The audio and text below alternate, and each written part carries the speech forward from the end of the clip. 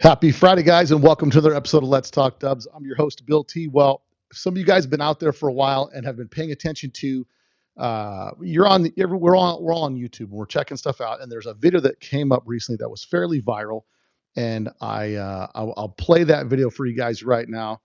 And tell me, we're going to talk about this video on today's show. And he's like, "Oh, okay. Well, I have the world's rarest VW back here."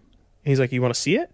And I was like, "Oh, okay." So he takes me into this room that he had built off the edge of his spot that was just shoved, all these cars shoved in here. And sure enough, there's this bug. It's a 56 oval window. And then he goes on to tell me this story of it's called the Inch Pincher, which was the fastest car of the 60s. It had the quarter mile record and then also top speed record. But like, beating Cobras, beating every single muscle car that you could imagine. This car beat all of them. And there's this moment in 1969 where the car disappears. And to this day, no one knows where the car is. And he's like, and this is the car. And I was like, what? Like, and he tells me all this stuff. And I was just like, this is wild. He's like, do you want to tell the story? Do you want to tell people? Do you want to tell the world my story? And I was like, sure. I didn't really know what to say. And so anyway, I left and I went home that night and Googled everything. And I couldn't believe, like, verbatim, he was right on all of these wild. Okay, so now you guys get the gist of the video that we just previewed, and I've been hearing a lot of talk. A lot of people are posting. People tagged the video. They tagged me. They tagged a bunch of people. Find out what's going on with this. And one of the people that got tagged along with me was Dean Kirsten. So on today's podcast, I don't know anybody that's done more research recently in the recent times than my pal Dean Kirsten, who's down in Southern California. Dean, welcome to the podcast. Thanks for having me back, Bill. It's a pleasure.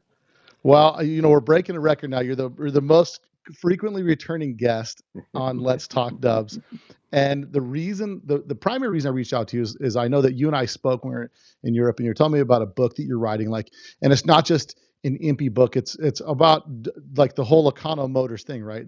Tell me a little.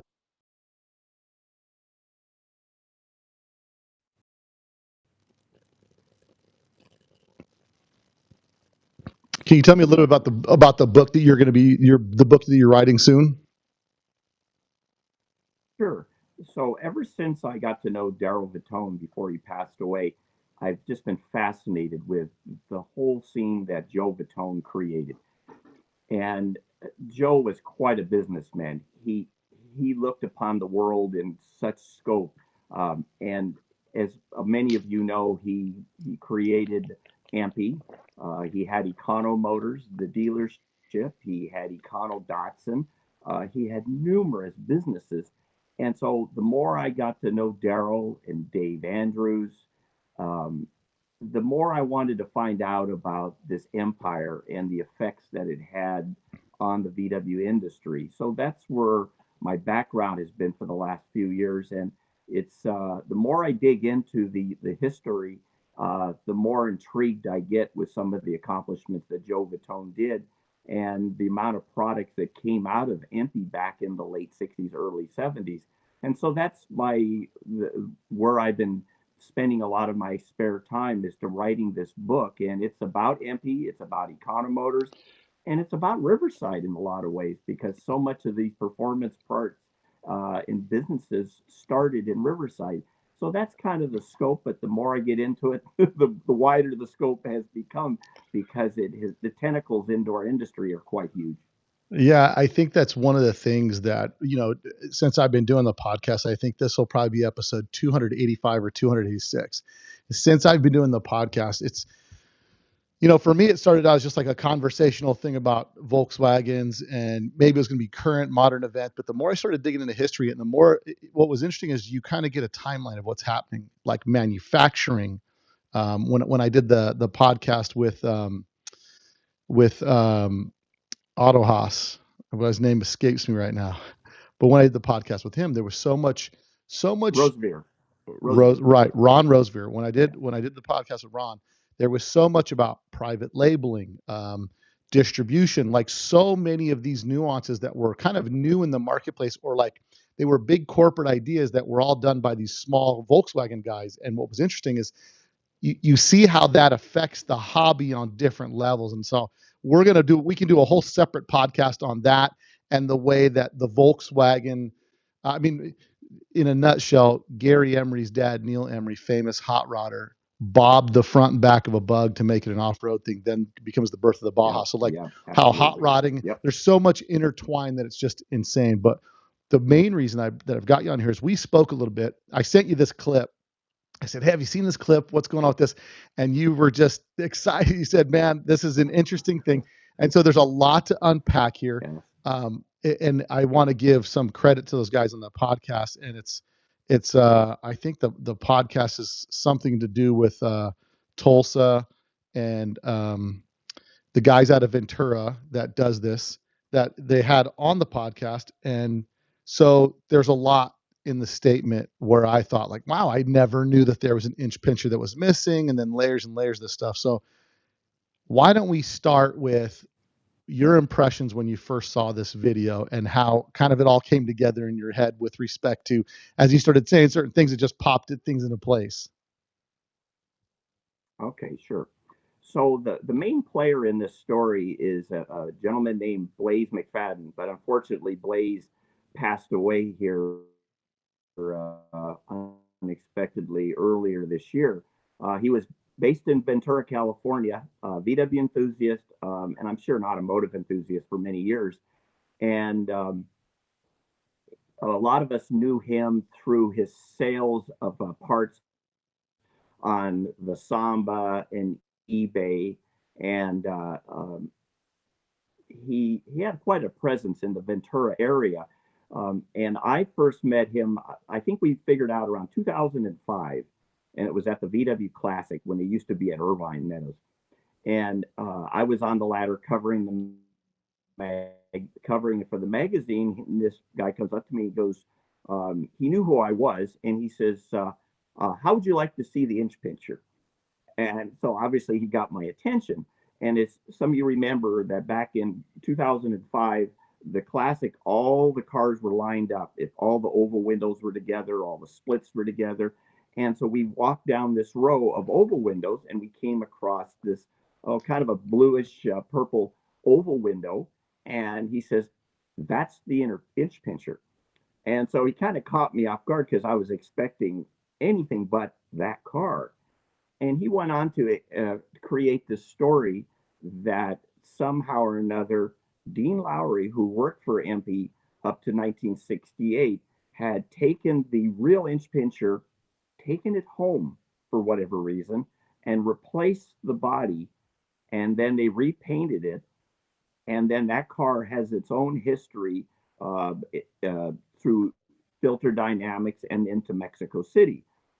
But Blaze's story was something I'd never even considered, and I think it took a lot of people off guard. And I think that's the interest here, is this story is so wild, and that's what brought Peter Kappen from Ventura, who did this podcast that we just referred to.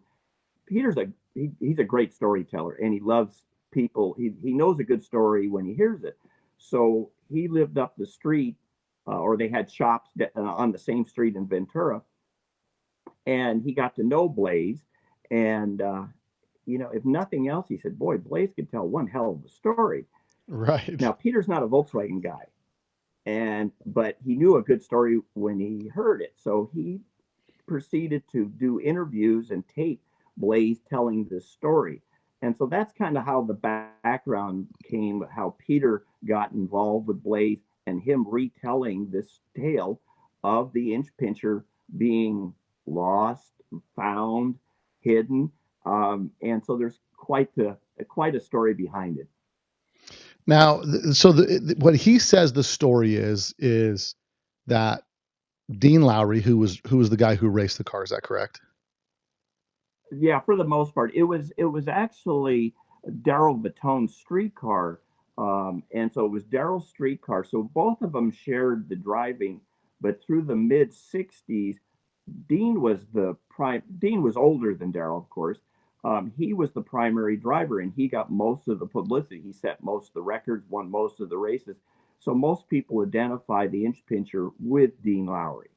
Right, and so the story, which seems somewhat outlandish, is that he knew the car was going to change and he body swapped it some way somehow. Like that's the story that Blaze had, Right. right? Which That's seems the pretty that's the foundation of it. Yes. So fairly far fetched, right? yeah, because the first thing that comes to mind when I started hearing the story from Blaze is Dean Lowery did not own the Inch Pincher.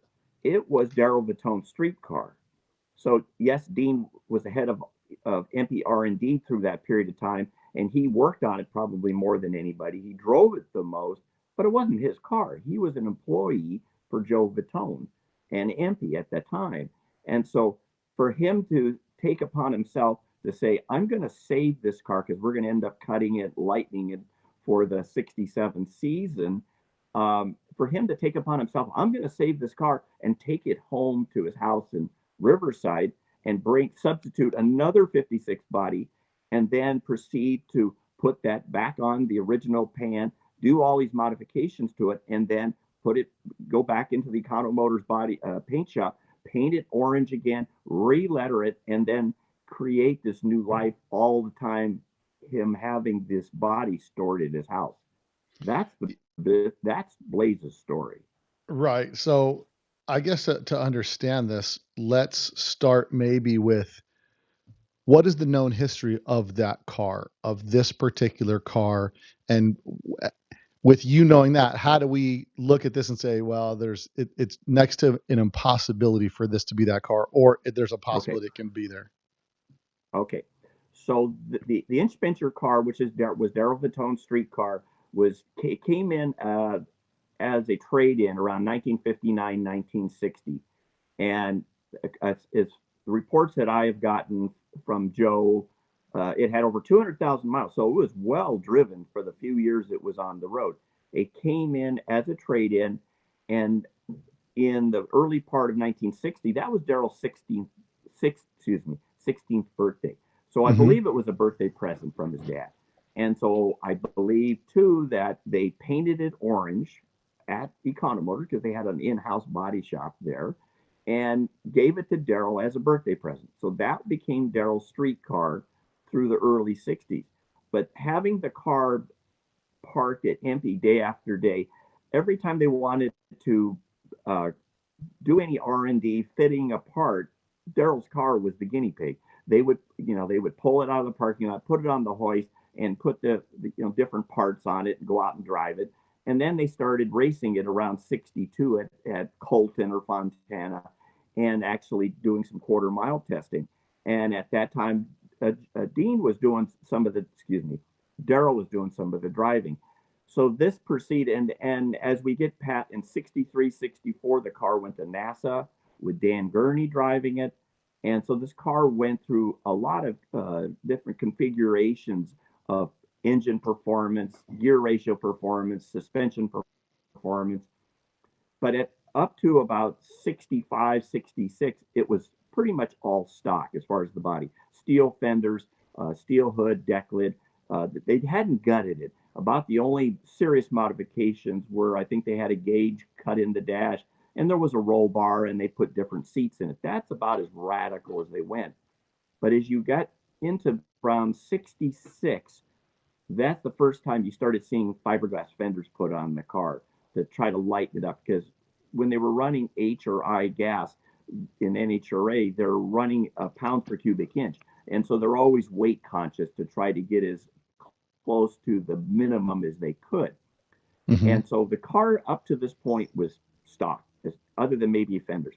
Well, at the end of the 66 season, NHRA did some drastic changes, said that for the weight break for H gas or I gas for the 67 season, the car could be considerably lightened.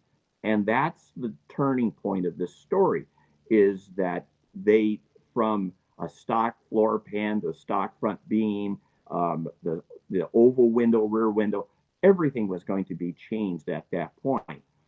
And so if you follow history, they put a straight axle. They took the torsion bar beam front end, put a straight axle on the car. The floor pans were cut out, aluminum floor pans. Most likely the bulkhead and the firewall were cut with aluminum. And most of the body was going to be fiberglass, the hood, the deck lid, the fenders. But the part that I think that Blaze concentrated on is that the rear window, obviously on a 56 is an oval window. Mm-hmm. And in NHRA, when a Volkswagen is getting the head start, you're looking in your rear view mirror or over your shoulder because this guy's a much faster car is going to be chasing you. And Dean complained the fact that the oval window, especially if he's in the right lane, he couldn't see the car chasing him. So that's where the decision came up. We're going to put a 58 and later square window in the car, allowing for better vision out the back. Well, so they had to cut the back of the hood, the roof off and weld this new oval window in. But the rest of the body, the roof and the front windshield and everything else was remained 56. That was the turning point in Blaze's story that Dean did not want to cut this body. He said, why are we going through all this baloney of cutting this roof in? Why don't we just substitute it for a later car, a 58 Right. or a 59 with already a back window in it? And so that's where Blaze's story says that Dean took upon himself and he took the body, took it home, brought in another body. They did all the modifications to it, including welding an early dash into the later body, which to me is a lot of work, and Right. repainted it. And so when it went into the 67 season, it had BRMs in it, it had flames, it had pinstriping, it, was the whole Richard McPeak deal. And it was, pretty radical paint job. And so that's the history going up to the turning point when the inch pincher really changed its structure. And they actually really did that. They swapped the back window, did all that work to this particular car. Like they actually welded a roof section in it. Yeah. And another point that I argued and other people have argued with Blaze, Blaze felt that the windshield was large from 1967 and later. The windshield was no longer a 56; it was larger, Yeah. thus supporting his theory that they it was a whole roof that they put. But in reality, in my way of looking at it, and my studying these pictures for so many years, is that they cut the whole back section of the roof off, including the vents below the window, and put a 58 later square window in it and welded in. And obviously, with Econo Motors, they had a body shop that they would do anything that Joe wanted them to do. Yeah. And this is, I mean, this is a pretty, it's a pretty elaborate tale with respect to like to go. I mean, just I think to go through that much work just to salvage the car, and then somehow it gets back, it gets modified.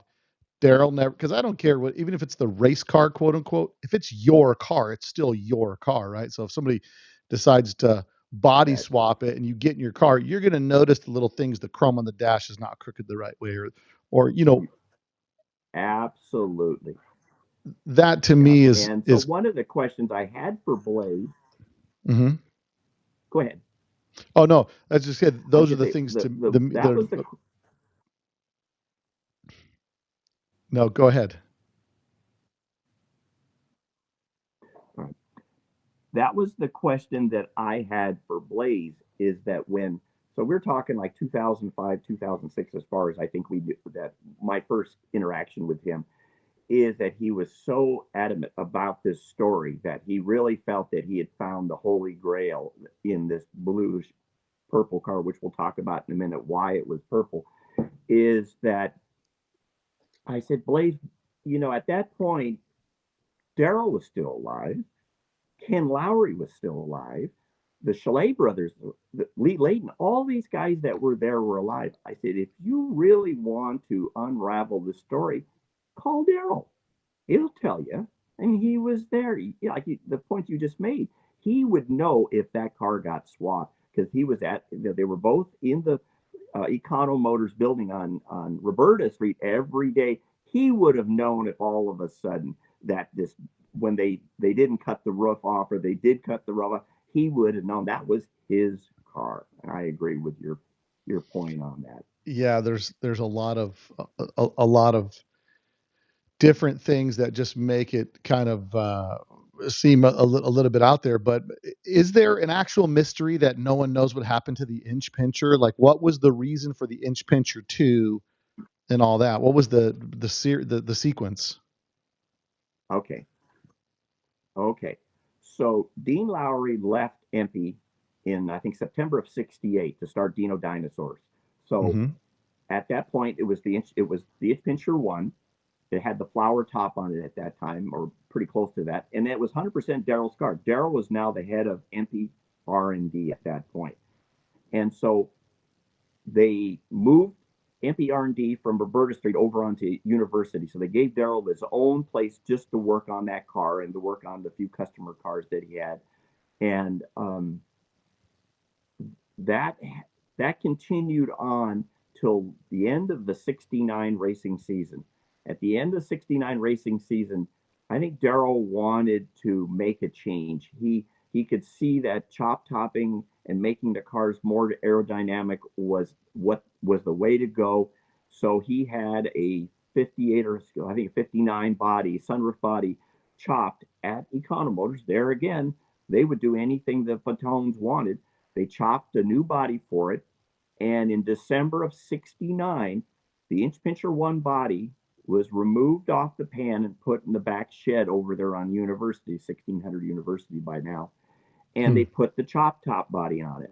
So going to the Winter Nationals in late January 1970, the Inch Pincher 1 chassis, now with the new chop top body, unfinished, it was just painted white, showed up at the Winter Nationals, and that was the debut. Daryl won class, went a few rounds, and then a few months later, Molly painted it, and that car continued on with its own history. So now that car has its own history going up to into the '70s, Mm-hmm. the mid '70s. The original body now was sitting in the shed over on University Avenue. Just nobody wanted it. And so Right. what eventually happened to that body, now we're just talking about a body shell here, is Pancho Mendoza, who was a drag racer in Mexico City, was a frequent visitor to the Vitones. And him and Joe Vitone had quite a good relationship, and he bought a lot of parts from him. He saw the body at Economotors, excuse me, EMPI R&D, and said, "What are you going to do with that?" And Daryl says, "Nothing. I'd love to sell it." So I think the price was $2,000. He said, "I'll buy it," and he says, "I Wow. don't need the pan. The pan was already gone." He says, "It's easier for me to haul a bare body across the U.S. Mexican border than it is one with a pan." So Pancho Mendoza came back at a later date with a rented, like a U-Haul truck or a Penske van, bought Right. that car and bought another oval body from Dave Andrews, which later became the Pink Panther, which is another story. Yeah. So the Inch Pincher 1 went to Mexico City and they put it on a different pan. And then it was raced for a while. They chopped it. So, which you got to think about that. So that's a 56 body with a 58 square window, and now they chopped it. And so, Yikes. needless to say, it was quite a mismatch of window sizes and parts. And the car was raced for a while, and then it got bought and sold. And I have traced it down to about 1979. With I'll have to look up the name here real quickly if you don't mind me putting my glasses Yeah. on here, because there's so much to this thing. Let's see here. So the original guy that Pancho Mendoza sold to Jorge Fernandez. He had it for a while, didn't do much with it. He then sold it to Rodolfo Valencia from Mexico City, and he's the one that actually finished the car. He painted purple, and it said Inch Pincher Micro Machines on the bottom of it, and it had gold 4-bolt wheels on it. And they raced it in I gas or maybe even J gas down in Mexico all the way into the later '70s. And I've talked to, he's still alive, and he remembers some of this. The end of the line was at one point around '79, I think. These people wanted to borrow his car, which in fact was the Inch Pincher 1 body shell on a new pan. wanted to bring it to some kind of expo in Mexico. And he said, sure, go ahead, take it. It was just going to be an exhibition car. They Yeah. put it on the trailer, and something horrible happened.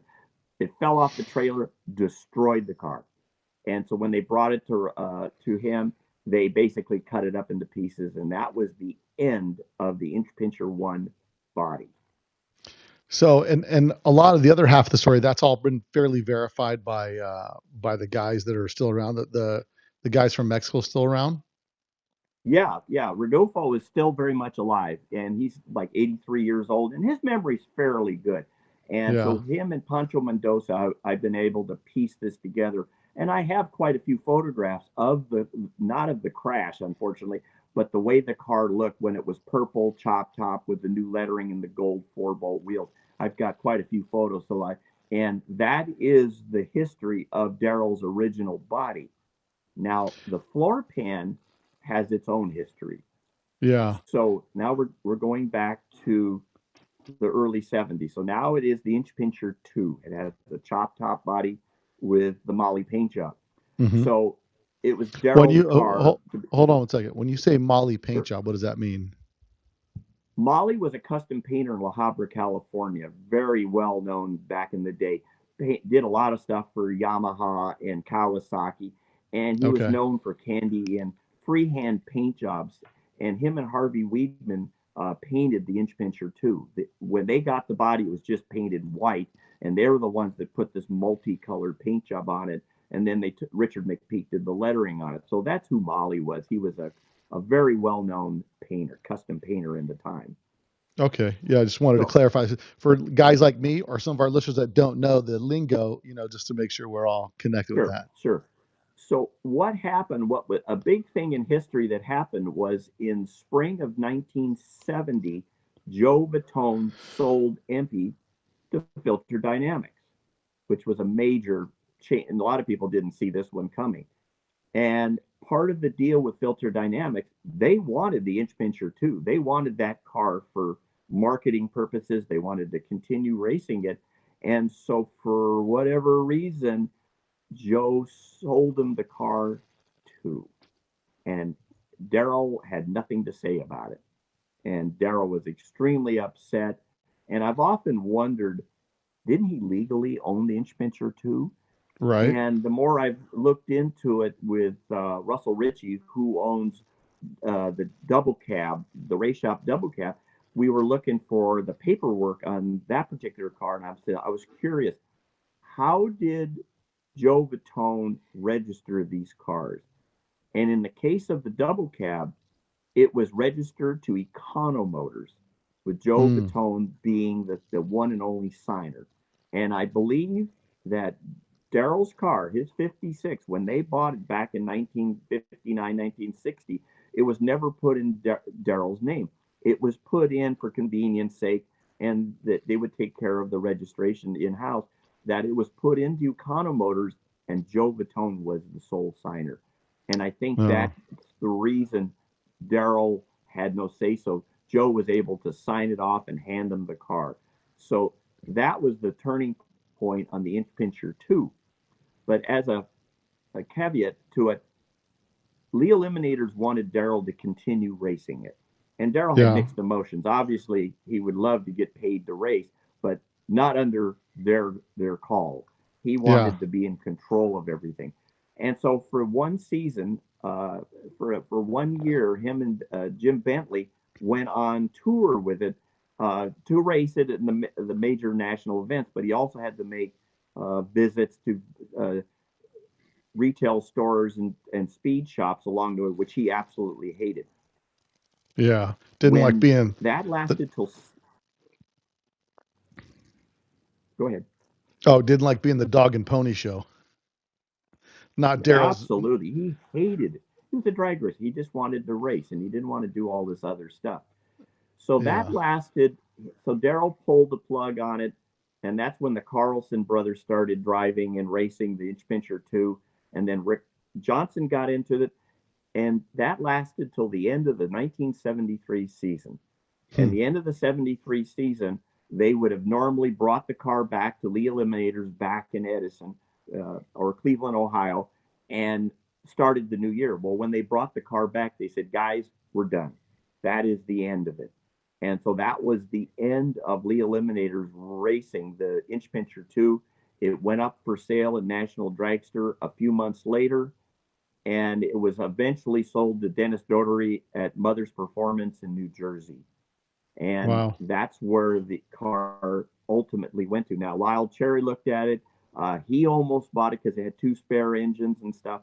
But he said, nah. He said, I wanted the engines, I wanted the Fumio heads, but I didn't. The car, not so much. And he decided, and the price started around $5,000, 4,500 with the trailer, spares, and everything. And I think the price got down to about $2,500. And so Dennis That's wild. Doherty, he had it.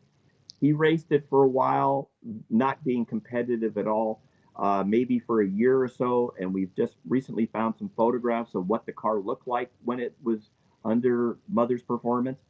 And that's kind of where the story officially ends.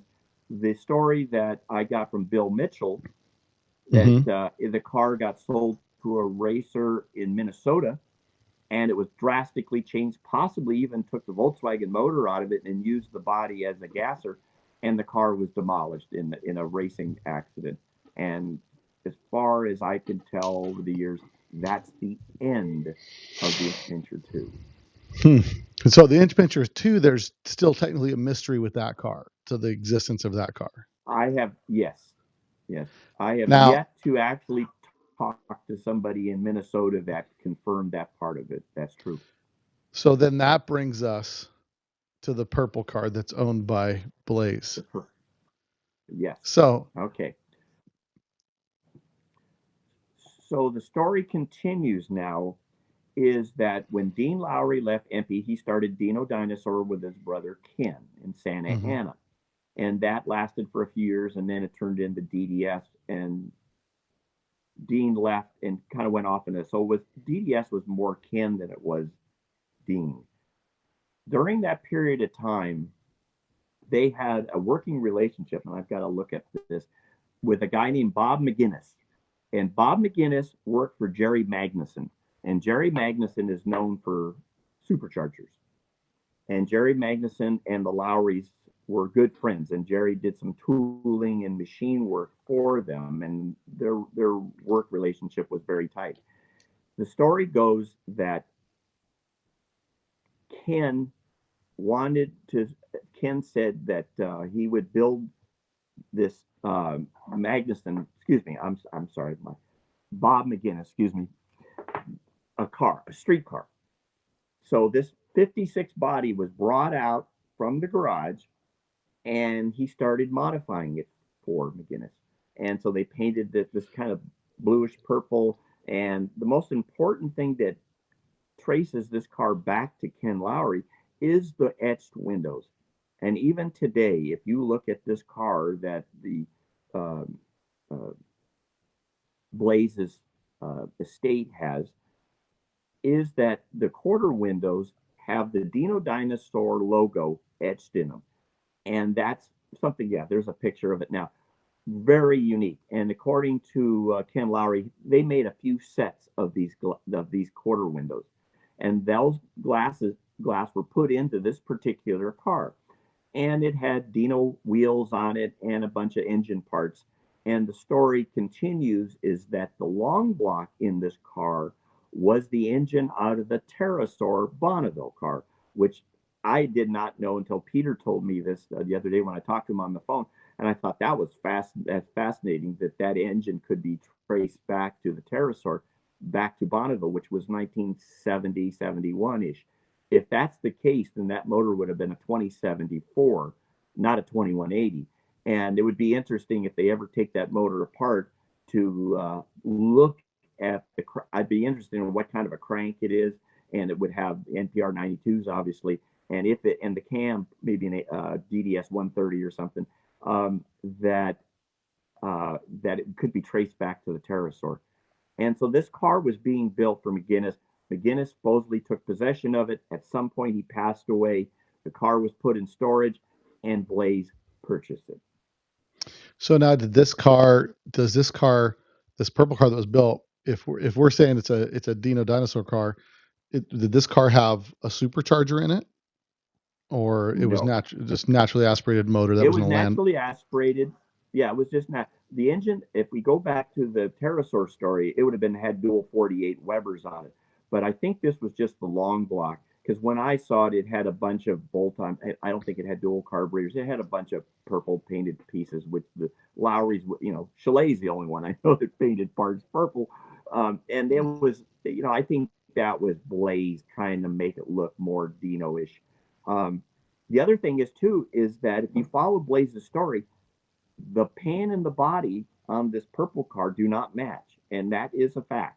So the car that they have that we're discussing here, this car that showed up at the Classic and at the Panic, is on a different pan.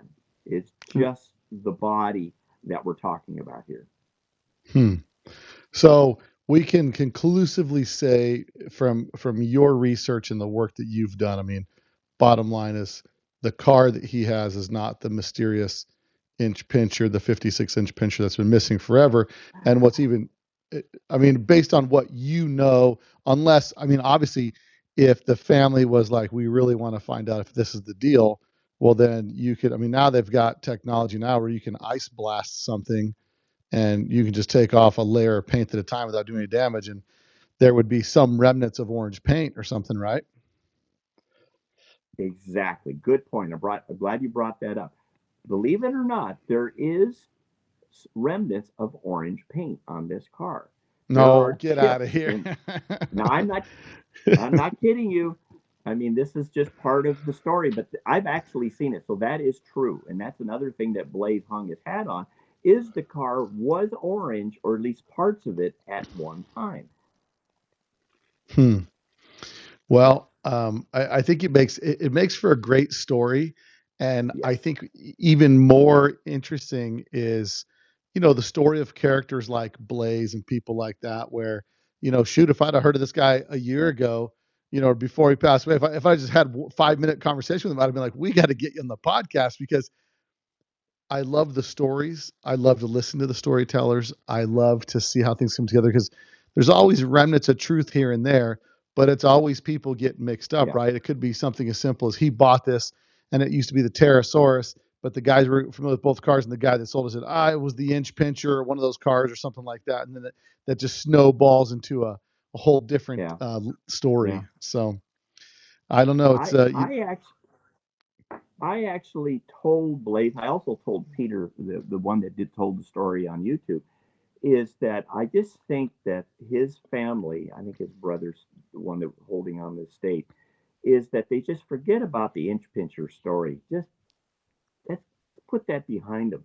I think the fact that this car was built by Ken Lowery for McGinnis and it has DDS history because I asked Ken while he was still alive about this car, and he said yes, we did build that car, and we built more than a few cars because I like this. Well, I should say not like this.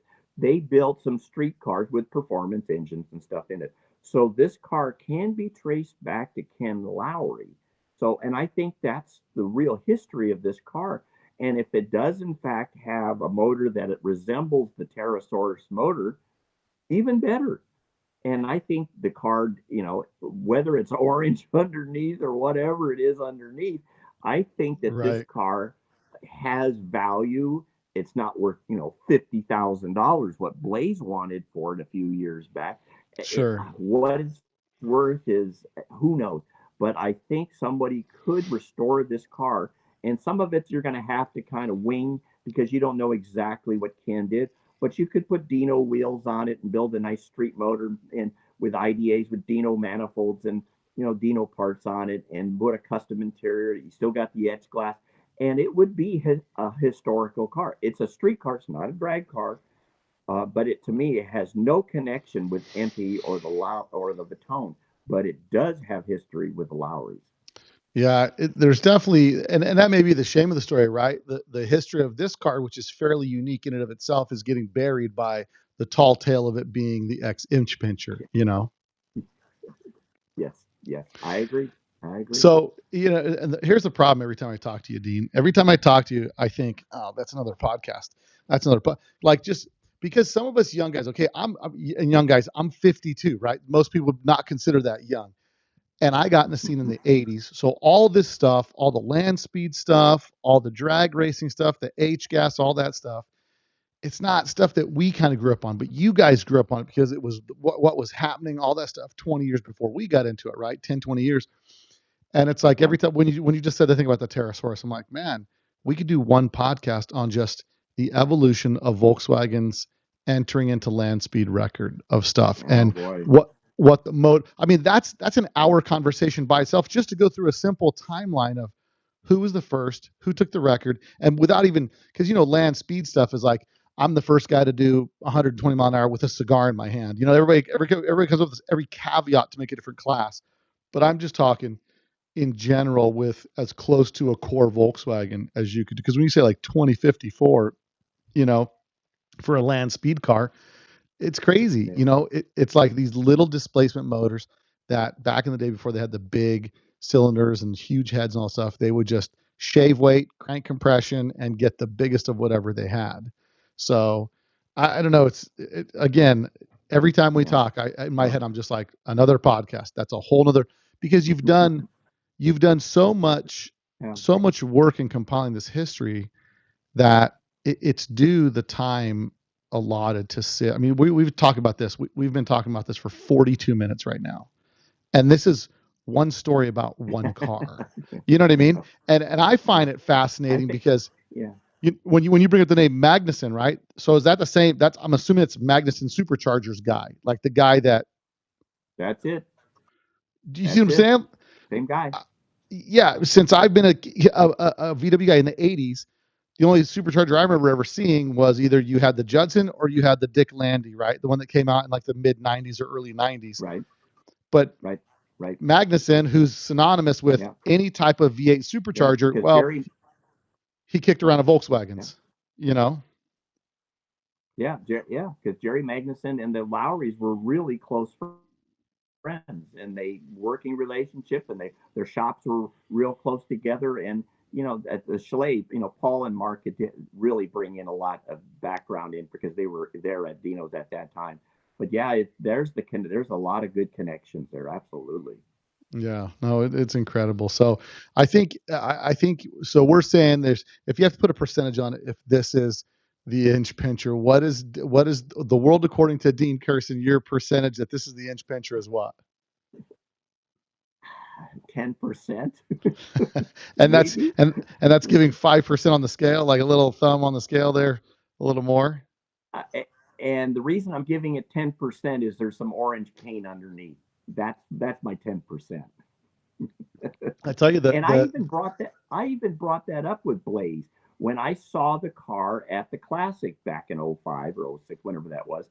He's pointing. See, Dean, there's orange. There's orange. I said, then why don't you remove the paint?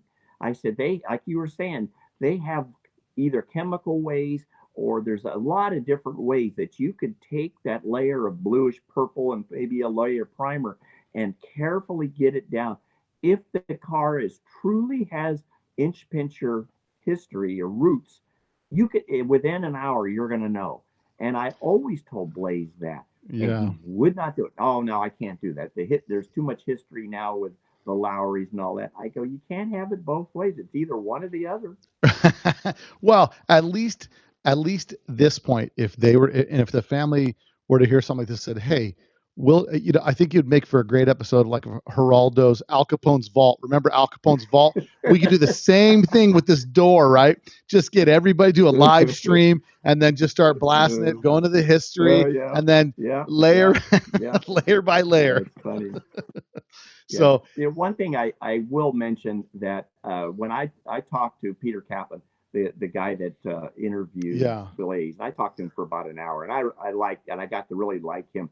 And because he was very honest in his read of Blaze's story. And, he said he was captivated by Blaze's ability to weave this story, whether it was true or not. And Peter said, he says, I don't know any real history of the Volkswagen, the Inch Pincher, or the Batones, or the Lowery. He says, I don't know any of that stuff. But he said, when I'm listening to this story, and here's this most famous VW of all, which I have to equate that the Inch Pincher is right on the top. When you have this car and somehow it got swapped and this car got stuck in a corner, and then this other car finished its history off, that's a great story. So I'm totally on board with Peter on this, that I would be captivated too, to sit down and have Blaze just let her rip for a couple hours. And that's what they did. Yeah, and I almost wonder, and I'm going to reach out to Peter. He got me back on Instagram, and I hit him from two accounts, my personal and my Let's Talk Dubs, and I've just been so busy getting ready for show and all this stuff that I haven't had a chance to follow up with him. But I think, hopefully he could be a guy that I could, because he's the guy. It's one thing to get the story from the guy's brother who just automatically believes his brother, right? It's another thing to get the story from a guy who just heard the stories and loved the stories. I think there's a lot of value in that, because he's going to have an unbiased perspective of what he believes with regards to the story, or at least it's just neutral, right? It's just giving you back what Blaze did. And there's he doesn't have a dog in this fight. No, and there's a lot of, this is my thing. We talked about it for a few minutes earlier with the recent passing of Danny Zepeda. And it's like, a lot of these guys, I knock on their doors. I'm like, hey, let's, I'm super excited. I got Chris Addington. I drove to Bakersfield, knocked on his door, and got him to come on the podcast. And it's one of these things where he's like, who's this weirdo knocking on my door to talk to me about a car that I built in the 80s, right? But these are just that podcast in and of itself, the what you learn of the history from his standpoint, why he built the car. Because a kid in the 80s, I look at that car and think like, there's no way this car drives. How are you going to drive it? No tin on it. It's got 2 superchargers on it. It's got fuel injection. What's all, but as you listen to podcasts, everything unfolds, why it was built that way, why these things happen, which there's so much to all these stories. And if anybody's listening to this and I've asked you to come on the podcast, you've been reluctant because you're bashful. You don't want to hear your voice on the podcast. It's like, when you're gone, it's all we got left is your stories. That's all your family's going to listen to. That's all, and I've had Creighton Mueller's family told me one time, they said, we're so glad that our dad, it was the daughter-in-law. She says, I'm so happy that you did the podcast, because sometimes we just put it on just to hear Dad tell his stories again, because he's gone and we don't get to hear those stories. And it's like, and that's the part for me that is like, but just really motivates me to dig. I mean, and these are stories like that, other than being an enthusiast in the hobby. And I love the Volkswagen brand so much because of maybe the underdog story, or the making the car is accessible to so many people, or just, I mean, when I first saw Volkswagen as a kid, I hated them. I thought they were so ugly. And then somehow, they become cool. I see one that's pink at high school and it's got beat grooves in the window, and I'm like, that's cool, but just from being on that side of it and then digging into the history, because I love this car so much and I love the hobby and the people, it's evolved into so much more for me. Yeah. I just thought of a story that Daryl told me that just hit me as you were talking. Is about, this is before the Inch Pincher 2. So this would be pre-68, maybe 67, 68. So this is when the Inch Pincher, it was it had broken into the 11 second. So it was an 11, it was running 11s in iGas, he was way ahead of the curve. And it by far in 67, there was a big center spread in CarCraft. It got a lot of publicity thanks to Chalet and the tone. Those guys really put a lot of PR out there, and it was the most famous car. Volkswagen of Germany contacted Joe Vitone, say, we want to buy that orange bug for the Wolfsburg Museum. So Joe, obviously he's going to listen to anybody. They in 1967, maybe 68, Volkswagen of Germany offered Joe Vitone $30,000 for the Inch Pincher, and he turned it down.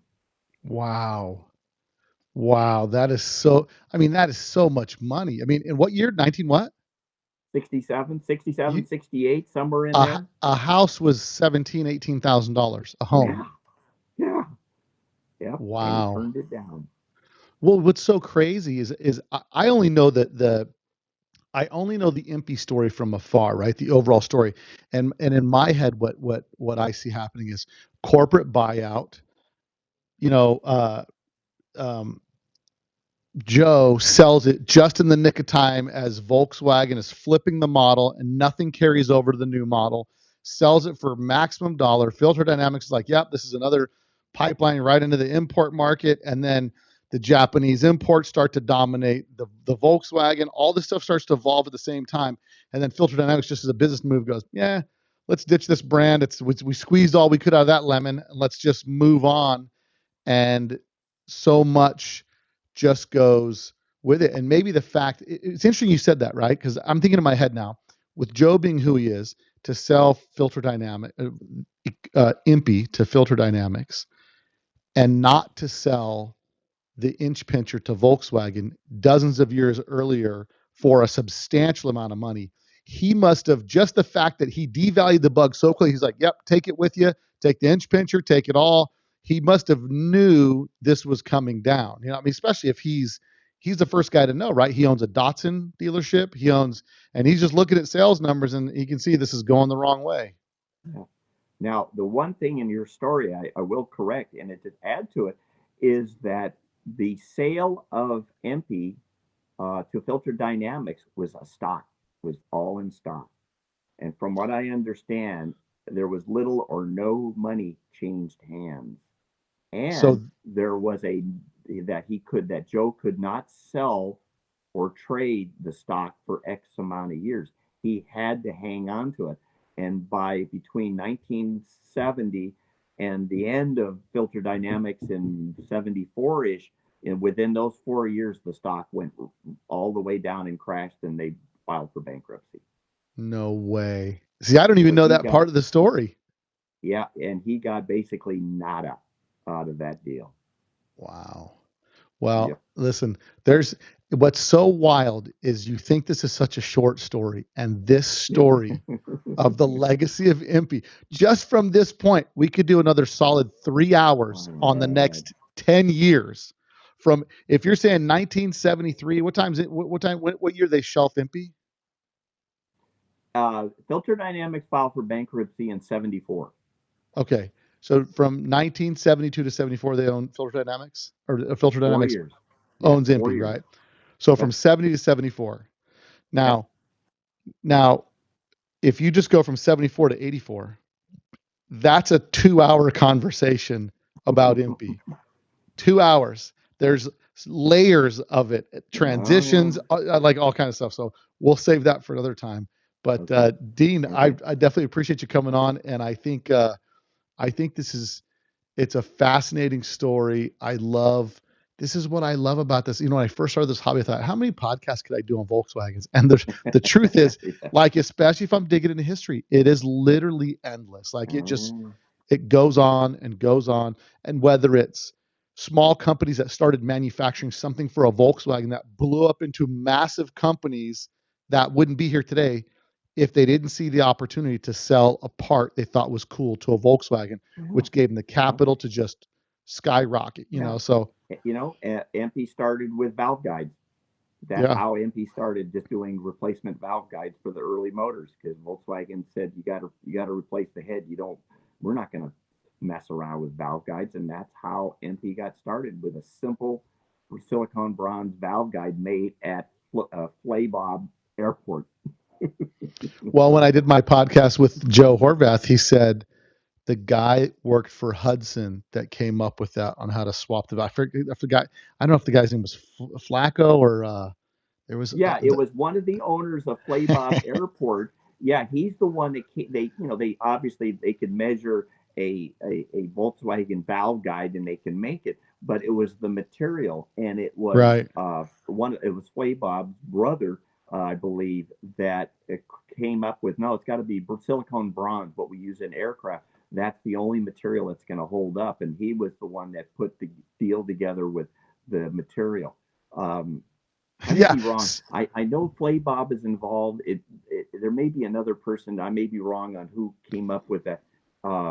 Now that I think of it, Like you said, that's another Well, story. for all you guys that want to know, you can go back to the episode that I did with Joe Horvath, a wealth of information, a guy that's still around today that was there during that whole genesis. And I just think, what about the guy who shouted in the back room, "Yeah, I just use silicone bronze," and then from that just goes this Yeah. huge industry into it's got to be $1 billion business today that EMPI does. I mean, if I had to guess at numbers in annual sales, probably in the tens of millions, if not $100 million a year, because it's a worldwide market, Yeah.